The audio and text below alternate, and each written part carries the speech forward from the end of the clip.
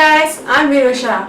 So I was just wondering if you all listen to music, because for me music is a stress reliever. Not only music releases my stress, but also it controls my temper. But have you all known how many types of music is there?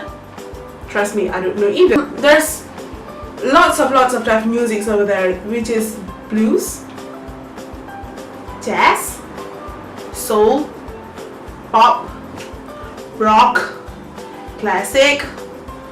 Yeah, there's lots and lots of more musics over there. But have you realized that people who sad listen to sad musics, and people who in love listen to love songs? The entire reason music exists is because of its almost magical ability to push your buttons.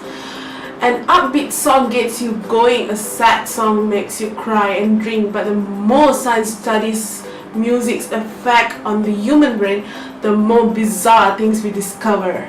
For instance, hold music, the stuff you hear on the line when you call everyone from the bank to your local bail bond agency, didn't fall into American's phone line by accident. It's designed specially to reduce the amount of time you think you're waiting, so that you're less likely to hang up in anger. Other places that involve waiting, such as the doctor's office, uses a similar trick. Time shrinkage is also the aim of most retail stores, which is why you'll rarely enter a mall, supermarket or clothing stores without hearing some sort of music in the background. Have you guys ever wondered how does music does this? To understand why exactly music makes it seem like less time by past, think of the human brain as a mountain lion that is eating a bag of money.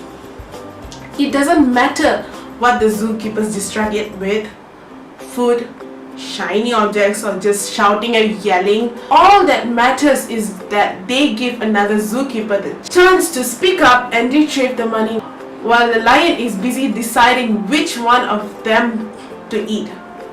Similarly, when your brain is steadily distracted, you'll be less likely to notice things around you in detail, and this includes the passage of the time. Our brains have limited input capacity, and when something else is using up the capacity, we're less likely to think things like, I've been standing in to get Richard Mole's autograph for 3 goddamn hours, and do I really need the Garfield alarm clock? But it works the opposite way too. In some situations, listening to the music can actually expand perceived time.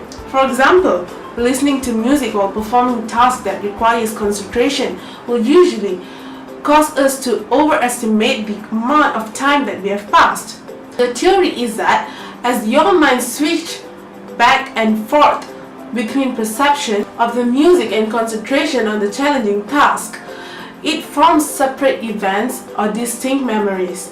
When your brain thinks about what you have been doing for the past hours, you'll remember more of these events and recall that the hours was quite long. Experiments has found that time also expands when you are listening to the familiar music that we have disliked. When we hear the opening chords of the song, our brain remembers the whole thing and immediately skips ahead and plays it mentally.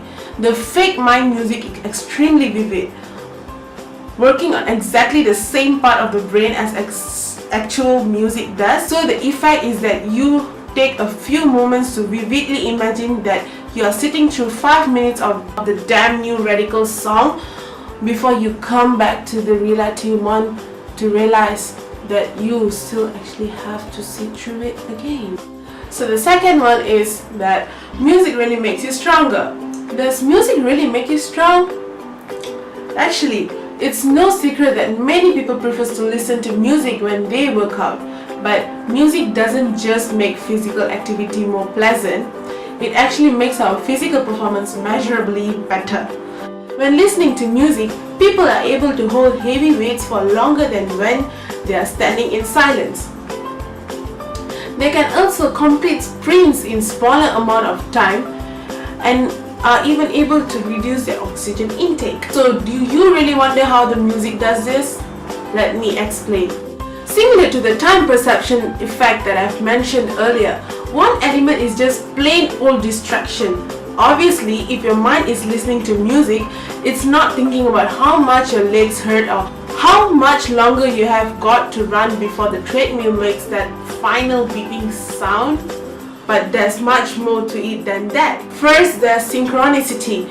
When you match your movements to the steady musical tempo, you spend less time and effort on the inefficient slowing down and speeding up that happens when you're going by your own rhythm.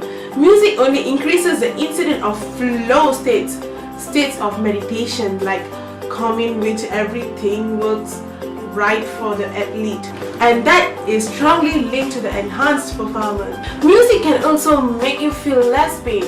Patients listening to music after surgery needs less sedatives, report less pain, and have low blood pressure. As if that's no impression enough, doctors have found that specially selected melodic music dramatically reduces stress in patients during unsedated brain surgery.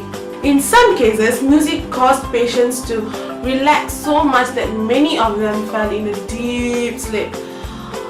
And even if you're lucky enough to be asleep during surgery, there's a good chance that the doctor working on you are listening to music, since most surgeons believe it improves their performance too.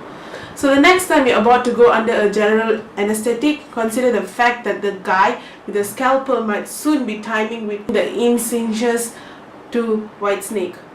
What they play in the bar doesn't just affect how much you drink, but what you drink. Now you can ask me again, how does music do that? Did you know you can make a person buy more expensive wine just by playing classic music? Actually, you can. Experiments proved it. It makes people feel like they're in a wine commercial or in a movie depicting refined, snotty rich people. Okay, that's one sort of makes sense. But we doubt anyone ever drank Wild Irish Rose while listening to Vivaldi.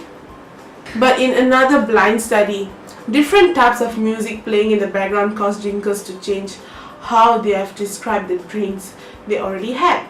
Laid-back music leads people to rate music as mellow, and upbeat music resulted in more people calling their drinks refreshing. So now you guys should have understood the loud music and the soft music. So what I'm going to say is, when you're happy, listen to music. When you're sad, listen to music.